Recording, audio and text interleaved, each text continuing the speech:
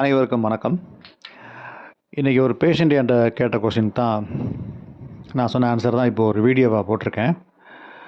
அதாவது stomach pain, வயிறு வலிக்கு வந்து எந்த சிகிச்சை பெஸ்ட்டு? ஆயுஷ் வந்து பெஸ்ட்டாக இருக்குமா, இல்லைனா அலோபதி பெஸ்ட்டான்னு கேட்டாங்க.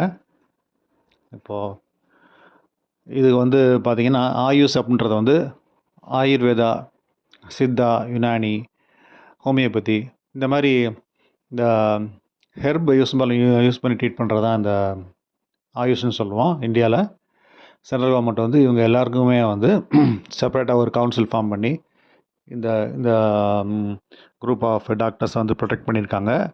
இவங்களுக்கு நிறைய பண்ணியிருக்காங்க. ஏன்னா இவங்களுக்கு அவ்வளோ த்ரெட் இருக்குது. அலோபதியிலேருந்து இவங்களோட ட்ரீட்மெண்ட்டில் நிறைய நோய்கள் நல்லா குணமாகுது. கோவிடே கூட இவங்கள்ட்ட நல்லா குணமாச்சு. இப்போது இந்த ஸ்டொமக் பெயின் பற்றி பார்க்கலாம். இப்போ ஸ்டொமக் பெயினுக்கு நிறைய காசஸ் இருக்குது. அல்சர் இருக்கலாம், வேறு ஏதாவது ஃபுட் பாய்சனிங்கால் பேஷண்ட் சஃபர் ஆகலாம். ஏன்னா வெளியே ஹோட்டலில் நிறைய பேர் சாப்பிட்றாங்க.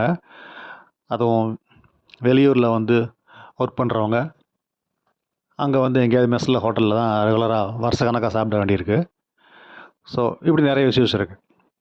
இப்போது இந்த மாதிரி இஷ்யூவில் சஃபர் ஆகிறவங்களுக்கு எந்த ட்ரீட்மெண்ட் பெஸ்ட்டாக இருக்கும்?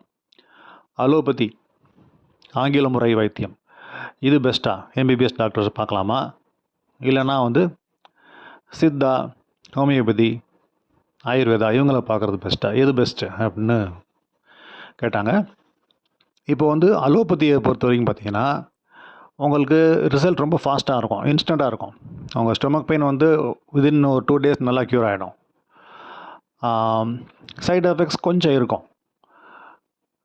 இப்போது சித்தா, ஆயுர்வேதா, ஹோமியோபதி இந்த மாதிரி எதாவது எடுத்திங்கன்னா உங்களுக்கு ரிசல்ட் அங்கேயும் வந்து ஃபாஸ்ட்டாக இருக்கும். அதில் வந்து பார்த்திங்கன்னா சைடு எஃபெக்ட்ஸ்னு எதுவும் இருக்காது. இதுவே வந்து ஒரு ஸ்டொமக் பெயின் சொல்லி ஹாஸ்பிட்டல் போய் 6-7 மாதம் வந்து அலோபதி மெடிசின் எடுக்க வேண்டிய சூழ்நிலை இருக்குதுன்னா அது ஹெல்த்துக்கு நல்லதில்லை, நிறைய சைடு எஃபெக்ட்ஸ் வரும். ஸோ எப்போ உங்களுக்கு ஸ்டொமக் பெயின் கம்மியாக இருக்கோ அந்த நேரம் டக்குன்னு நீங்கள் சித்தாவுக்கோ இல்லை ஆயுர்வேதாக்கோ ஹோமியோபதிக்கோ மாறிக்கோங்க. அந்த மெடிசின் எடுத்துக்கோங்க. அதில் சைடு எஃபெக்ட்ஸ் கிடையாது. உங்கள் ஜென்ரல் ஹெல்த்தும் இம்ப்ரூவ் ஆகும். அப்படி எடுத்துக்கிட்டு இருக்கும்போது எப்போயாவது உங்களுக்கு திரும்ப ஸ்டொமக் பெயின் கூடுற மாதிரி இருக்குன்னா அப்போ மட்டும் அலோபதி மெடிசன் கொஞ்சம் எடுத்துகிட்டு திரும்ப சித்தா இப்படி தான் மாறிக்கோங்க.